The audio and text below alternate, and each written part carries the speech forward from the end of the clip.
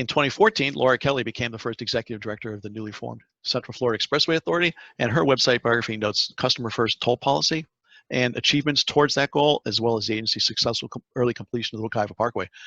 Prior to her work in tolls, she served as an executive director of the Florida Transportation Commission and a finance manager for the DOT's $36 billion work program back then. And so, Laura, I believe the microphone is yours. Let me make sure you're able to speak.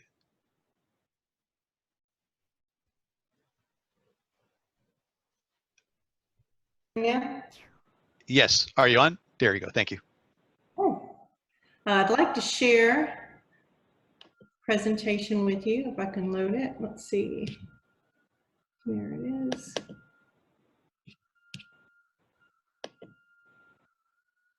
Can everyone see the introductory slide?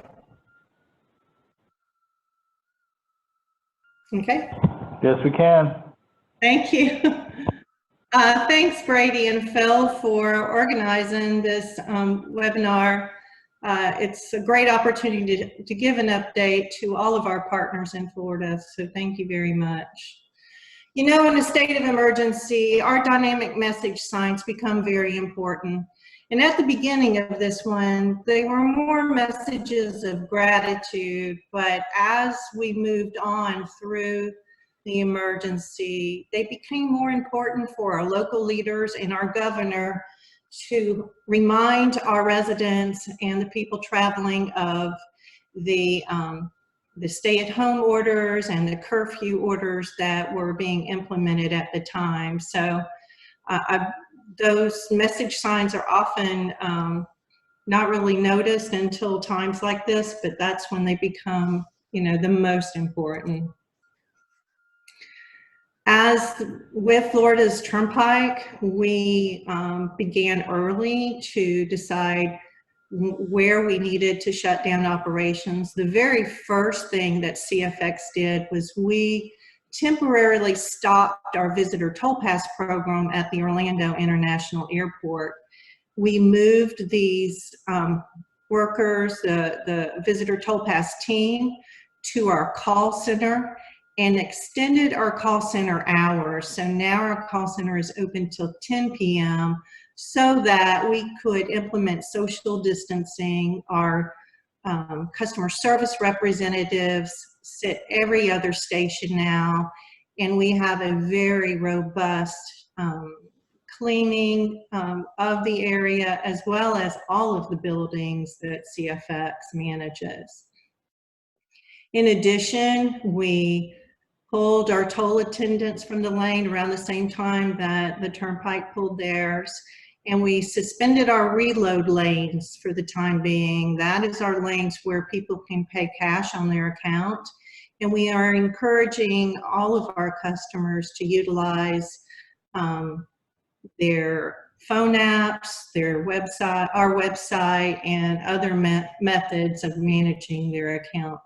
And during this time, like the Turnpike, the pay-by-plate rate is the cash rate for now with no fees. I want to applaud our IT team at CFX. They were immediately ready for a work from home situation. We immediately utilized Microsoft Teams, WebEx, and Zoom, like all of you, I'm sure, are. And we were very quickly able to move to a work from home environment.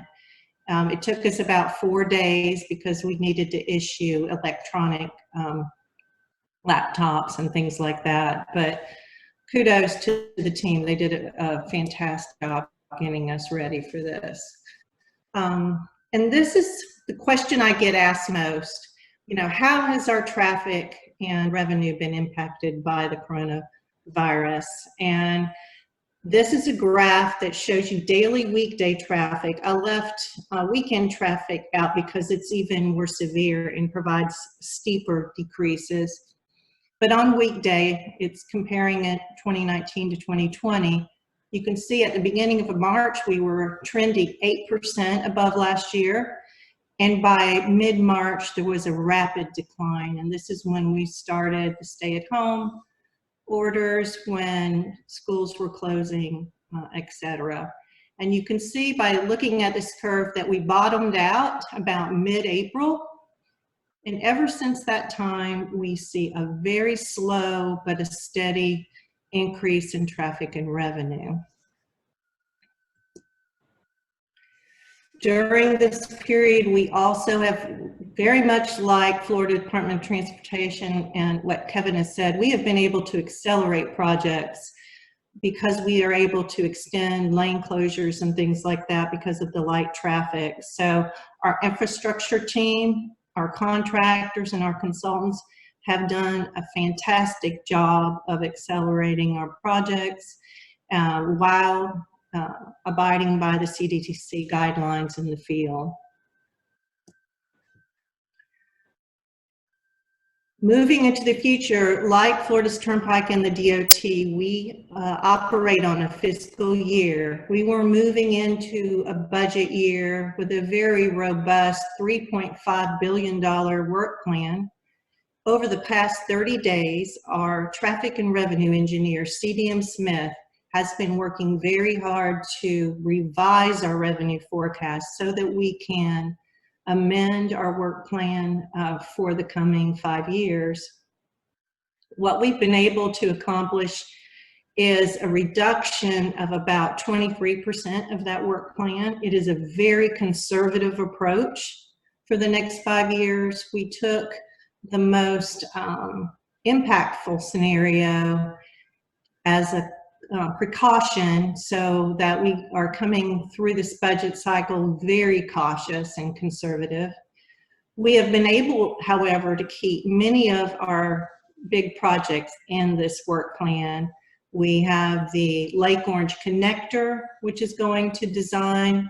We have the Point Sienna Parkway expansion and extension still in this work plan. We have many of our interchange improvements, such as the 436 Beach Line interchange is still there, as well as over 50 miles of widening projects throughout the Central Florida area. We have the Osceola Parkway extension design in the 5-year plan. However, it is the only project that we have moved out from a construction phase standpoint. It kind of straddled the 5 years at the end. So that one, that construction project, which is estimated at about $800 million, has been moved out temporarily, and we are going to take another look at the budget in January of 2021 to see when we might be able to move that project back in. But we feel very fortunate. Our financial team sold quite a bit of bonds over the summer, so we have been able to move forward. And our program right now, I feel, even though we've had to cut back a little bit, it's still a very robust program.